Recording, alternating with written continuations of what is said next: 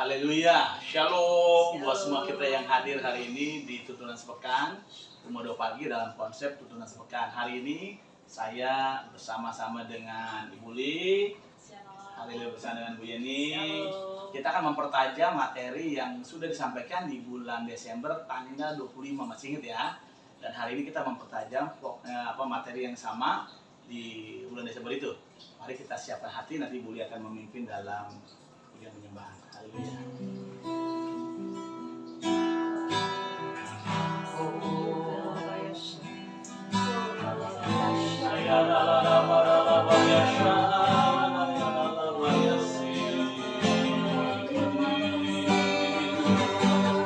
Terima kasih.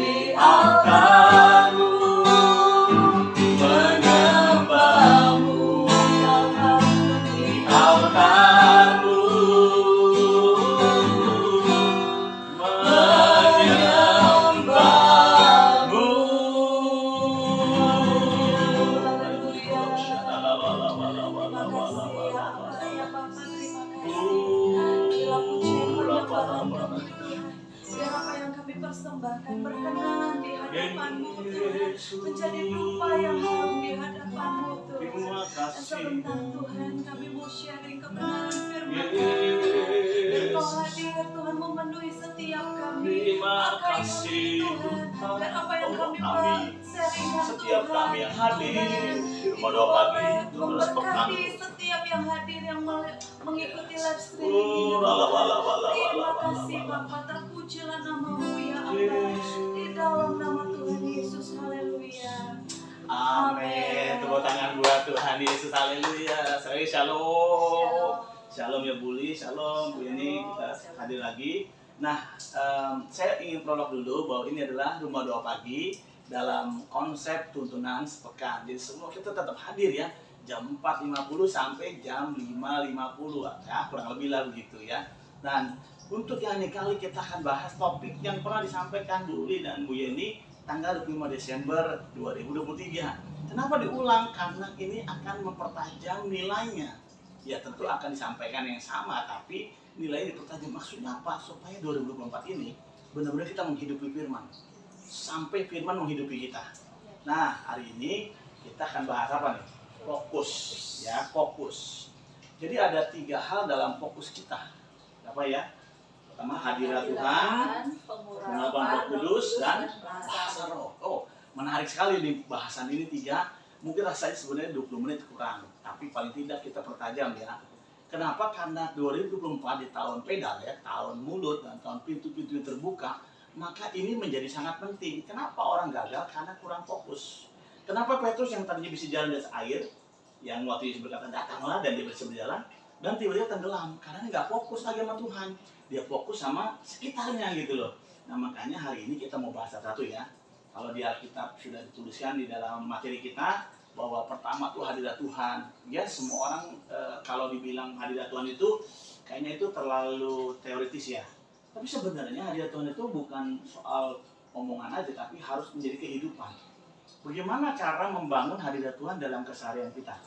Dalam Kisah Rasul pasal yang kedua ya, waktu gereja mula-mula dikatakan, kita berkata bahwa gereja mula-mula dikatakan sambil memuji Allah. Jadi kata sambil memuji Allah, mereka disukai semua orang dan tiap-tiap hari mereka ditambahkan oleh bilangan orang yang diselamatkan. Jadi ada kata sambil memuji Allah, seolah-olah kayak sambilan ya. Padahal bukan, kata sambil itu artinya di setiap keadaan, tindakan atau perbuatan itu dilakukan. Jadi misalnya kalau sekarang ada yang kurang baik ya, misalnya lagi jalan main handphone sambil jalan sambil main handphone ya kan, masak sambil main handphone berarti itu handphone nggak pernah lepas dari tangannya, sampai bahaya. Nah dibalik nih hadirat Tuhan itu atau kebiasaan memuji menyembah Tuhan itu menjadi satu kata kebiasaan atau habit gitu ya. Nah makanya bagaimana menafsirkan ini habit baru tentang memuji Allah sehingga hadirat Tuhan hadir. Kenapa begitu? Karena dikatakan setiap kali kita masuk hadirat Tuhan gerbangnya lewat doa dan pujian atau penyembahan begitu. Nah, coba ceritakan di dalam kemarin bahasan Buli atau Bu Yeni yang bisa ceritakan hadirat Tuhan tuh kalau menurut ini kan kemarin menggali berdua nih. Sekarang saya coba mempertajam mana yang perlu dipertajam, dipertebal supaya kita makin kuat. Katakan kuat. Ah, yuk silakan.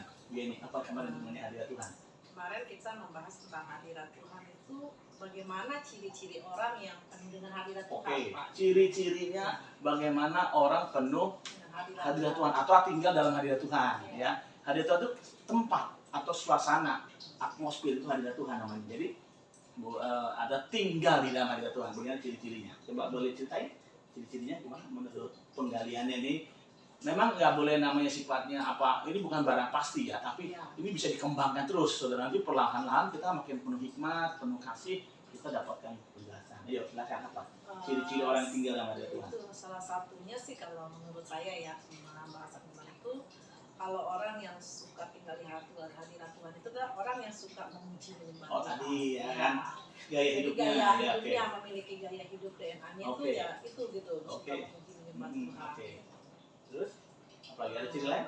Ciri lainnya ya itu Mempunyai kerinduan yang lebih. ya, Ada kehausan. Kayak ada kangen. Iya. Nah, pernah kangen belum? Atau pernah kangen tidak? Nah, kalau kita pernah kangen itu kayak gitu tuh. Iya. Ada kerinduan, ada kangen, ada kan hadirat Tuhan. Saya mau kasih tahu bahwa di tahun ini kita punya satu goal adalah melahirkan 1.000 murid. Ya, 1.000 murid pertama yang lahir atau dibangkitkan dari gereja ini. Katakan yang mau, katakan amin. Amin. Nah, jadi ini ciri-ciri yang kedua tadi ya. Yang pertama habitnya atau gaya hidupnya mungkin. Jadi ini kan sebenarnya fokus dan yang lain nanti kita bahas 6 hari ini adalah penjabaran dari DNA. Apa DNA kita? Restorasi Pondok Daud. Artinya apa? Prajurit-prajurit Tuhan yang gagah perkasa, yang mempunyai gaya hidup, doa, pujian, penyembahan bersama-sama dalam unity siang dan malam yang melakukan kehendak Bapa pada zaman ini. Katakan haleluya. Haleluya. Wow, dahsyat. Jadi ada dua aja. Ada yang lain nggak cirinya? Ada Pak. Apa tuh? Yang berikutnya kita mempunyai semangat. Oh, tadi kerinduan, kawan, kangen. Ketiga, semangat untuk memuji Tuhan juga. tadi hadir gaya hidup harian, memuji menyembah Tuhan. Tapi ini yang ketiga adalah semangatnya. Jadi bukan begitu terus, tapi makin meningkat. Ada orang yang pertama cinta mula-mula, lama-lama kebiasaan. Habis kebiasaan loyo, karena kan nggak dipupuk terus. Yang ketiga ini adalah cirinya dia nggak merasa puas. Jadi terus menggali gitu ya, semangat cari Tuhan. Ciri-cirinya apa? Bukan soal rajin gereja doang, tapi waktu kehidupannya berubah. Waktu dulu melakukan suka ribut, suka berantem, sekarang udah enggak. Dulu gosip, sekarang udah enggak. Itu namanya berubah, semangat lebih baik. Amin ya. Udah 3 aja. Ada lagi? 3 ya. Ada memiliki keberanian untuk menghadapi segala hal. Gitu. Wow. Jadi kalau orang yang ada dalam Ciri-cirinya. ya, Memberikan keberanian menghadapi tantangan, ujian. Yes. Jadi orang dalam hadirat Tuhan, dia ciri-cirinya adalah berani menghadapi tantangan, ujian sekalipun. Kenapa? Karena apa? Dia berani.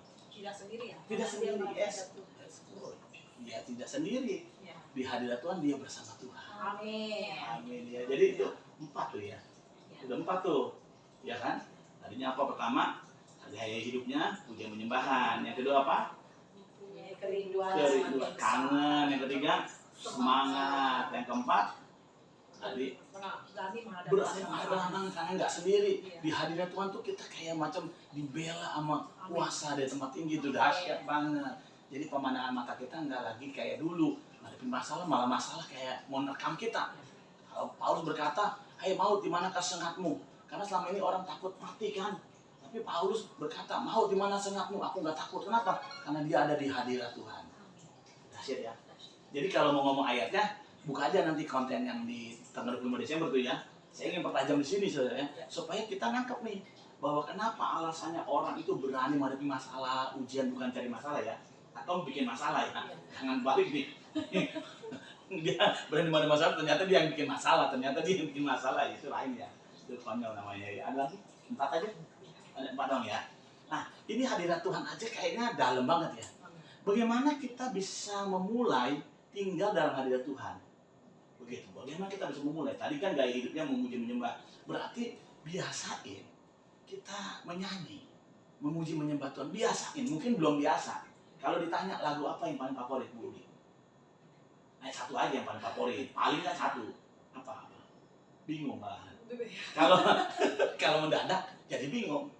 Nah, Ibu Yeni siap-siap nih tanya nih.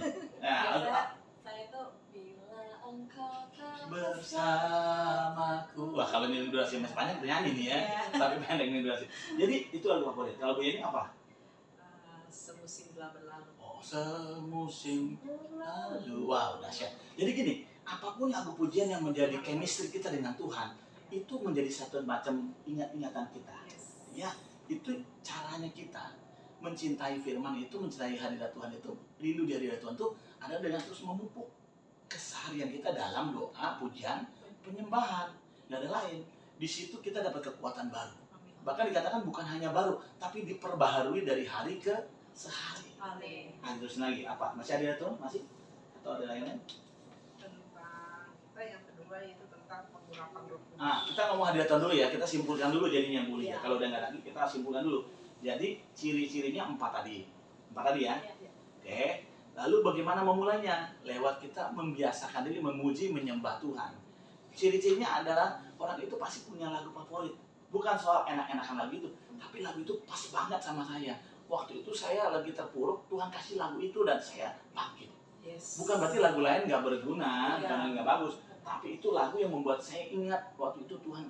Selalu kalau ingat lagu itu saya ingat Tuhan terus. Mantap. Iya. Itu hadirat Tuhan. Nah, di hadirat Tuhan saya tambahkan bahwa orang-orang di hadirat Tuhan itu dia memulai kesehariannya bukan lagi dengan kekuatannya, tapi dengan Tuhan. Bagaimana caranya? Berdoa setiap pagi. Ya, kita ada rumah doa pagi kan tiap hari ya, jam 4.50 sampai sekian ya. Nah, itu adalah latihan kita mau tinggal dalam hadirat Tuhan. Raja Daud itu membiasakannya tiap pagi dia mempersiapkan persembahan kepada Tuhan. Itu bicara tentang apa? Pujian penyembahan dan persembahan kepada Tuhan agar Tuhan menyertai dia. Dan dikatakan kalau dia berkata, kalau Allah besertaku atau di pihakku, siapakah lawannya? Itu kan artinya bahwa dia ada di hadirat Tuhan. Berarti dalam keseharian kita, mari buat prioritas. Buat prioritas. Kemarin kita sudah bahas ya, bagaimana kita melihat Yosua, ya kan? Yosua membangun prioritas. Yosua pasal 3 ya, ayat yang 1. Dia pagi-pagi benar, dia siapin pasukannya. Pagi-pagi benar, tentunya sebelum itu dia tanya Tuhan, ngomong sama Tuhan. Pagi-pagi benar dia punya prioritas. Amin. Ini penting sekali ya. Sekarang ini kita harus belajar untuk itu. Oke? Sekarang kita masuk yang kedua. Yang kedua apa? Fokus pada pengurapan Roh Kudus. Pengurapan Roh Kudus. Ya, apa boleh yang masuk pengurapan Roh Kudus menurut diskusinya boleh sama Pak Bu ini? Pengurapan Roh Kudus itu kita hidup dipenuhi oleh Roh Kudus. Ya. Pengurapan Roh Kudus. Jadi hari-hari kita itu dituntun sama Roh Kudus. Dan kalau misalnya kita mengandalkan Tuhan, kita tuh Roh Kudus pasti akan pimpin kita untuk apa yang akan kita lakukan ke depannya gitu. Baik itu dalam kehidupan sehari-hari kita atau keputusan-keputusan apa yang mau kita ambil, pasti Roh Kudus, kalau kita tanya sama Tuhan, Roh Kudus pasti akan mengingatkan kita untuk mengambil sesuatu keputusan yang terbaik. Oke. Pengurapan Roh Kudus. Bu ini mau tambahin? Ya. Cukup atau mau tambahkan? Ya, sebenarnya pengurapan Roh Kudus itu kita kadang-kadang menganggap Roh Kudus itu gampang untuk kita terima. Sebenarnya adalah sesuatu, bagi saya itu adalah suatu berkat ya. Maksudnya yang Tuhan berikan buat kita gitu. Karena Roh Kudus itu Tuhan berikan waktu Tuhan naik ke surga, dia katakan bahwa dia akan memberikan penolong. Makanya Roh Kudus itu penolong sebagai kita, penghibur ya, penolong, penghibur. Jadi kita nggak usah takut karena bila kita udah diurapi Roh Kudus, ada kekuatan yang Tuhan berikan, ada penolong yang Tuhan berikan dan penghibur bila kita dalam menghadapi masalah apapun. Jadi tetap kuat dalam Tuhan. Iya, luar biasa ya. Pengurapan itu merupakan satu kuasa yang bukan punya kita, dari kita bukan. Tapi tadi Roh Kudus berarti pengurapan Roh Kudus dari Roh Kudus gitu ya. Artinya apa? Satu kuasa yang membuat kita mampu mengerjakan, mampu melewati segala sesuatu yang sebenarnya kalau kita sendiri nggak mampu. Itu dahsyat banget tuh pengurapan Roh Kudus. Terus apa yang bisa dibagikan dengan pengurapan Roh Kudus itu? Apa coba? Mungkin begini ada. Mungkin kalau kita udah diurapi Roh Kudus, kita penuh dengan Roh Kudus lah istilahnya, hidup kita udah tidak sama lagi seperti dulu gitu. Hidup yang baru, hidup yang di dalam Roh. Jadi makanya setiap kita yang udah dipenuhi Roh Kudus harus menjadi teladan Kristus. Harus hidup seperti Kristus lah hidup. Dahsyat. Gini, jadi ini dahsyat banget. Satu nih poin pertama, orang-orang yang diurapi artinya orang-orang yang akan merasa kagak enak kalau buat dosa. Amin. Dulu buat dosa kayaknya enteng. Sekarang karena pengurapan itu akan membuat kayak Roh Kudus akan kasih gelitik-gelitik ya gitu ya. Terus ada jangan dong. Aku udah di sini loh. Ada sinyal-sinyal, ada rasa-rasa. Jangan dong. Dia nangis, dia sedih. Nah, waktu kita peka, dia senang. Dan waktu kita peka dan menghindar dosa. Dosa itu bukan berarti waktu kita penuh Roh Kudus dia nggak cari kita, dia kejar kita. Dosa tetap kejar kita. Kita nggak imun dari dosa. Tapi pengurapan itu akan memberikan deteksi dini. Waktu dosa ingin menjebak kita, menipu kita, dia kasih deteksi dini. Dan kita itu pertanyaannya, waktu Roh Kudus kasih sinyal itu kita peka pasti peka. Cuma mau nggak ngikutin suara Roh Kudus? Itu dia. Gitu Ya kan Roh Kudus itu lemah lembut dikatakan. Roh yang lemah lembut itu artinya dia nggak paksa kita kayak orang kesurupan. Kalau kesurupan di take over kan. Tapi kalau pengurapan Roh Kudus itu dia berikan kita kekuatan, tapi kita sadar sepenuhnya kita bertindak bersama Tuhan. Bukan diambil alih sepenuhnya gitu. Apa? Lagi. Boleh mungkin mau tambahkan?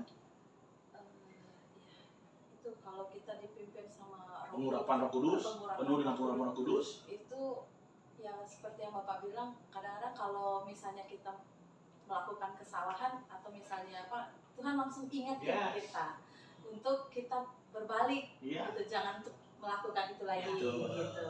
Terus apa lagi? Nah itu Bu ini kan? Ya orang yang dipenuhi Roh Kudus pasti hidupnya dituntun oleh Roh Kudus gitu. Jadi nggak sembarangan lagi gitu. Ya betul. Ya. Jadi kayak dia punya semacam peta hidup. Iya, istilahnya kalau kita jalan pakai Google Map ya seperti itulah kita. Kalau udah ada Roh Kudus dalam diri kita tuh perjalanan hidup kita tuh tidak seperti dulu. Mungkin nggak tahu asal-asalan, gitu pokoknya ya. sejalan-jalannya enggak gitu Tapi sekarang. sekarang kalau udah dalam penuhi Roh Kudus itu kita harus berjalan dengan sesuai tujuan Tuhan. Wow, dahsyat. Nah, saya ingin garis bawahi ini ya, bahwa orang yang dituntun Roh Kudus atau penuh dengan pengurapan Roh Kudus, dia akan merasa bukan hanya seperti, memang nggak seperti lihat film, lihat apa yang terjadi di depan terjadi apa, tapi dia udah merasakan apa yang akan terjadi walaupun belum lihat dengan mata, tapi rohaninya, imannya bisa lebih dulu gitu loh. Nah, waktu saya melihat ini, saya melihat banyak orang yang sudah hidup dalam dunia spiritual ya, dengan Tuhan, dekat sama Tuhan itu, dia lebih enjoy hidup ini. Kenapa? Dia besok ya udahlah, hari ini nggak makan nggak apa-apa, besok Tuhan pasti tolong kok. Mujizat bentar lagi di tikungan depan ada mujizat. Jadi kita nggak khawatir lagi gitu. Harusnya begitu. Orang dipenuhi Roh Kudus atau dipenuhi pengurapan Roh Kudus tuh nggak gampang khawatir. Yes, nggak gampang takut, putus asa, nggak gampang. Karena apa? Dia tahu Allah tuh Allah bela kita. Allah yang Maha Kuasa itu Allah bertanggung jawab sama kita. Makanya waktu orang penuh pengurapan Roh Kudus itu menjadikan dia bisa melayanin, baik untuk keluarga, pekerjaan, bisnis, atau juga pelayanan loh. Jadi pengurapan penting nggak? Penting banget. Karena kita nggak bisa mengasihi siapapun. Sebenarnya aslinya ya manusia itu boleh ego. Sejak manusia jatuh dalam dosa itu manusia jadi ego. Buktinya apa? Adam ditanya, kamu siapa yang buat kamu kenapa jadi begini gitu kan ya? Adam nggak bilang, iya Tuhan saya salah, enggak. Tapi dia bilang apa? Hawa nih istri ini, perempuan yang kau taruh inilah yang bikin masalah. Nah perempuan ini bertanya, kenapa kamu begitu? Dia bilang ular. Jadi itu egonya manusia tuh menolak semua yang merugikan. Padahal dia sudah salah gitu kan. Nah, tapi pada saat pengurapan Roh Kudus memenuhi orang itu ya, makanya Roh Kudus akan memampukan. Nah kata memampukannya dia harus digarisbawahi ya, untuk dia berani mengambil bagian-bagian yang sulit. Karena dia tahu ada Tuhan yang membela, yang sudah mengampuni. Dan dia nggak mau cari aman sendiri. Gitu loh, orang yang berani bertanggung jawab. Amin. Nah, saya melihat dari Yosua pasal 3 ayat yang kedua itu tentang bagaimana Yosua readiness, berjaga-jaga dalam hidupnya. Yes, dia muda loh. Yosua itu adalah penerus atau estafet dari Musa. Tetapi dia tahu waktu dia berjalan, dia selalu tanya Tuhan. Sama seperti Musa. Belajar tanya Tuhan. Tiap mau jalan tanya Tuhan. Dia mau jalan tanya Tuhan. Nah, inilah ciri-ciri orang yang mau hidup dalam pengurapan Roh Kudus. Dia selalu tanya Tuhan, ajak Tuhan. Kayak tadi lagunya Bully yang favorit itu. Bila engkau tak bersamaku, jangan perlu aku melangkah. Itu kan adalah salah satu cara bagaimana kita mau gandol Gusti gitu loh. Dalam pengurapan Roh Kudus. Ada lagi Bu? Ya ini mau. Cukup pengurapan Roh Kudus itu. Cukup ya. Itu dahsyat banget ya. Tapi ini nggak bisa hanya teori ya. Ini kan ngomongan doang nih, kita sharing lagi nih. Tapi mesti praktek. Nah, prakteknya gimana tinggal dalam pengurapan Roh Kudus? Nah, prakteknya adalah ada dua hal. Yang pertama, kita harus mendeklar diri kita itu milik Tuhan. Amin. Oh, declare, saya milik Tuhan. Saya ciptaan yang baru, yang lama telah berlalu. Saya dipimpin Roh Kudus, penuh Roh Kudus dalam nama Yesus. Yang kedua, kita jaga diri. Karena waktu kita penuh Roh Kudus, bukan berarti setan nggak dekat kita. Makin cari celah yang baik. Benar, cari celah yang baik. Jaga-jaga. Declare bahwa kita milik Tuhan, lalu jaga diri. Jaga diri dengan apa? Selalu ingat apa kata Tuhan tentang pujian, kehormatan ya, kemuliaan. Hati-hati ya, kita waktu orang artinya apa? Harta, tahta, cinta gitu kan ya. Jadi orang puji-puji ya, tahta itu kemuliaan, kehormatan ya, kata bahasa itu ya. Hati-hati itu ya, pengurapan bisa undur dari kita tuh saat orang cari. Ingat Saul kan ya? Saul tuh bukan bagaimana nggak dipilih Tuhan, raja pertama dipilih Tuhan. Tapi gara-gara dia merasa dirinya siapa aku ini, padahal dia lupa siapa dia dulu. Pengurapan Tuhan undur, Roh Tuhan undur. Waktu Roh Tuhan undur bukan berarti dia nggak jadi raja, dia tetap raja. tapi Tuhan nggak berkenan. Mungkin sama seperti kita lah, kalau kita nih pengerja gereja, kita tetap melayanin, tetap di mimbar, tapi belum tentu Tuhan berkenan. Hari ini uji diri kita masing-masing, nggak usah tunjuk sebelahnya. Amin ya. Kita uji diri aja masing-masing supaya pengurapan itu tetap sama kita. Satu, modalnya rendah hati. Yang kedua, sederhana. Udah nggak usah macam-macam lah. Bukan berarti nggak boleh pakai rapi lah ya kan ya. Nggak mesti baru, nggak mesti mahal, tapi yang penting rapi, yang penting sederhana, rendah hati. Amin. Nah, tiga yang terakhir apa? Bahasa roh. Wah, apa boleh bahasa roh itu? Ya, kalau kita dipenuhi Roh Kudus, udah pasti Tanda awalnya bahasa roh. berbahasa roh. Tanda awal ya, ingat loh ya. Itu nggak satu-satunya loh, itu tanda awal. Ayo terus. Tanda awalnya kita akan berbahasa roh, dan saat kita berbahasa roh itu kita sedang membangun diri kita. Yes, seperti Korintus katakan ya. Ya, kita Bahasa roh membangun pribadi, nubuat membangun jemaat. Oke, terus. Oke. Mungkin Bene tambahkan tentang bahasa roh. Punya pengalaman bahasa roh. Kalau dibilang bahasa roh itu kan kadang-kadang orang suka mikirnya bahasa roh itu adalah bahasa yang bisa saling menyamakan aja gitu loh, orang niru gitu Copy ya. paste. Tapi sebenarnya beda gitu. Kalau orang yang belum diurapi Roh Kudus, ya mungkin nggak bisa bahasa roh, mungkin dia bisa ngomong sama bahasa rohnya dengan orang yang sebelahnya, tapi dia nggak ngerti apa artinya dan dia tidak merasakan apa-apa gitu. Kalau menurut saya memang bahasa roh itu nggak bisa dipaksakan, Pak. Nggak boleh. Iya, karena bahasa roh itu Bukan juga dipaksakan, maksud nggak boleh ditiru-tiru. Iya, dan juga nggak bisa orang ngajarin kita, nggak bisa, karena itu adalah pengurapan khusus yang Tuhan berikan buat setiap orang yang penuh dengan Roh Kudus. Gitu. Jadi seperti tadi bahwa kita mengakui dalam pengakuan iman GBI bahwa tanda awal orang penuh Roh Kudus adalah berbahasa roh. Berarti ada tanda berikutnya dong. Hidup berubah, ya kan? Mulai mau melayani dengan tulus, terus berbuah dalam buah kebenaran, yaitu kasih, sukacita, dan sampai penguasaan diri kan. Ada satu buah roh yang dalamnya di dalamnya ada 9 gitu ya, dalam satu buah roh itu komplit, ya kan gitu ya. Nah, tapi ternyata begini, ada banyak orang salah mengerti. Mengapa mesti bahasa roh? Saya katakan kita di dunia ini masih perlu berjuang. Itu bahasa rahasia. Bahasa yang diberikan Allah sebagai bahasa pribadi dengan Bapa di sorga. Ini bahasa roh itu kayak bahasa ibu. Contoh bahasa ibu itu bahasa yang orang nggak tahu, hanya mama dan anak itu yang tahu. Sama seperti kita. Contoh yang paling sederhana tentang bahasa ibu apa? Air mata. Bahasa ibu manusia adalah air mata. Tuhan itu dekat orang dengan orang yang hancur hati. Karena apa? Karena di air matanya itu ditampung dalam kidbat. Asal air matanya itu tulus. Datang dari keremukan hatinya. Tuhan tampung. Makanya muncullah bahasa ibu lewat air mata. Tapi dalam Yosualalia, khususnya dalam Pentakosta ya, kejadian kisah pasal 2 itu adalah sebuah pernyataan secara korporat bahwa kabar baik harus diberitakan kepada semua orang tentang Allah yang besar itu. Maka dimunculkan bahasa roh di awal itu, api seperti lilin api. Tapi yang kedua, dalam pelayanan, dalam keseharian pribadi, bahasa roh ini menguatkan pribadi kita saat kita lemah. Kita nggak tahu mau ngomong apa, kita bingung memuji apa. Udah bahasa roh aja, misalnya apa yang Tuhan taruh di hati. Sekarang kalau saudara belum terima bahasa roh, minta aja sama Tuhan. Boleh kok, dikatakan mintalah, carilah, ketuklah, maka Tuhan akan memberikan Roh Kudus kepadamu. Hari ini saya mau simpulkan bahwa 3 hal ini sangat penting menjadi fokus kita, karena kita bisa berperang, tapi sendiri kita bisa mengalami lemah. Waktu lemah kadang orang nggak ada yang peduli, nggak ada yang ngerti. Bahkan orang terdekat belum tentu ngerti loh. Kita lagi sendiri, lagi lonely gitu ya. Ingat, masih ada Tuhan. Dia menyertai saudara. Dia ada menjadi kekuatan buat kita. Karena itu sekarang, ayo minta Roh Kudus, minta pengurapan, dan minta bahasa roh agar kita bisa kuat. Katakan kuat. Wow, hari ini kita rasanya sukacita ya. Ada pertanyaan nggak, Bu? Ada nggak? Nggak ada. Bingung mau nanya apa gitu kan. Ini ada mau ngomong, sampaikan. Simpul, ada yang mau sampaikan konklusinya atau sedikit jadi semangat. Kalau kita tadi tentang bahasa roh ya Pak ya. Jadi kalau kita belum mendapatkannya, kita jangan jemu-jemu untuk kita meminta sama Tuhan. Minta aja.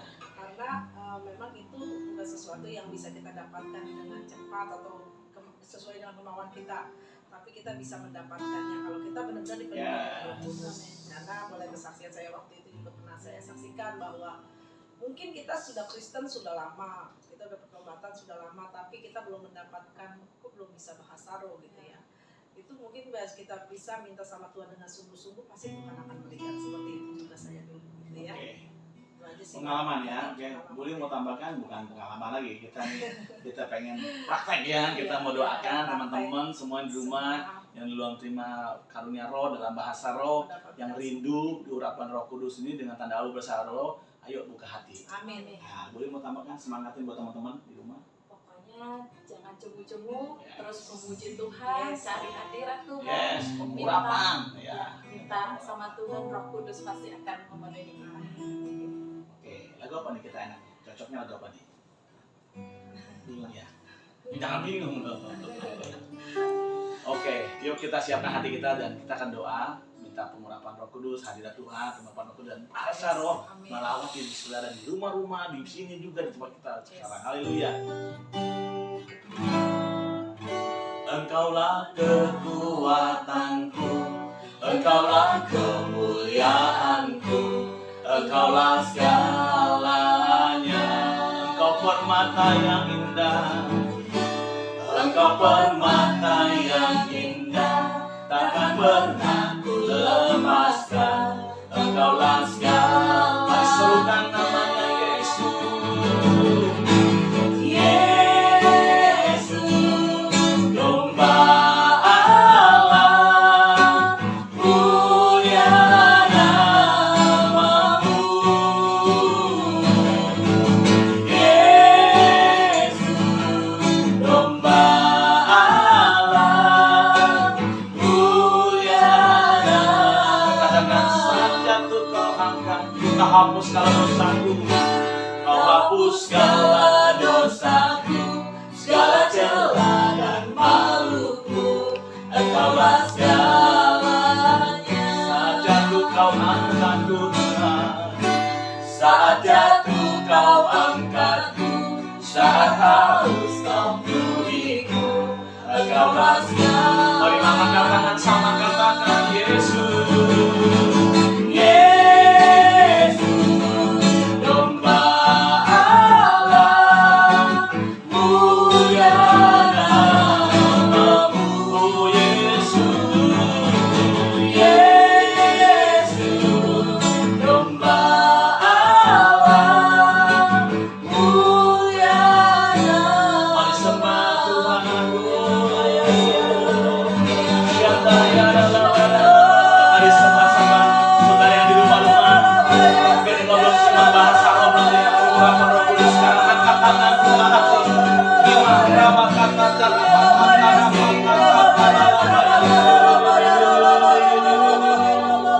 mari berdoa bersama-sama dengan saya, katakan yuk sama-sama taruh tangan di dada bilang Tuhan Yesus. Tuhan Yesus, Katakan yang di rumah katakan Tuhan Yesus. Tuhan Yesus, Hari ini hari ini saya buka hati saya. saya Saya buka hidup saya buka hidup untuk saya, hadirat Tuhan, untuk hadirat untuk Tuhan, pengurapan Roh Kudus, pengurapan untuk Roh bahasa Kudus, roh untuk bahasa yang roh Tuhan siapkan yang Tuhan siapkan, agar saya terima hari ini, agar saya terima agar saya hari alami hari ini. agar saya alami hari Tuhan, ini. Tuhan, penuhi saya, penuhi saya, ampuni dosa saya, ampuni dosa saya, ampuni masa lalu saya, ampuni masa lalu dalam saya. nama Yesus. Dalam nama Yuk Yesus. sekarang mulai buka mulut saudara, aku berdoa sekarang Tuhan uraba-raba. Dari tempat itu berdoa buat yang di rumah-rumah yang hari ini siap rindu terima hadirat Tuhan, ngalami pengurapan Roh Kudus dan terima bahasa roh. Hari ini lepaskan pengurapan ini dalam nama Yesus. Terima dalam nama Yesus, terima. Uraba-raba terima dalam nama Yesus. Uraba-raba. Mulai hari ini kalau engkau sekarang digerakkan Roh Kudus bahasa roh, jangan tahan-tahan. Sembah. Terima kasih banyak Bapak, terima kasih. Kami terbatas Tuhan, sampaikan pesan-pesan ini. Tuntunan ini akan terus Tuhan kerjakan. Roh Kudus terus kerjakan di rumah-rumah, di tiap pribadi, keluarga demi keluarga. Hari ini berkati Bu Uli, berkati Bu Yeni Tuhan, yang sudah masuk dalam pesan Tuhan hari itu, tuntunan Tuhan hari ini. Oh Tuhan berkat berlimpah di dalam dan demi nama Tuhan Yesus Kristus kami bersyukur dan berdoa. Haleluya. Amin. Tepuk tangan buat Tuhan Yesus. Saudara jangan lupa ya, besok masih ada tuntunan sepekan. Jangan ketinggalan ya. Ya Bu Uli ya, ini ya. Hari ini kita pamit ya. Saya Anton bersyukur bisa menyertai atau ada bersama kita semua. Bersama saya Saya Uli, ya, saya Yeni. Tuhan Yesus berkati. Tuhan Yesus berkati. Shalom. Shalom.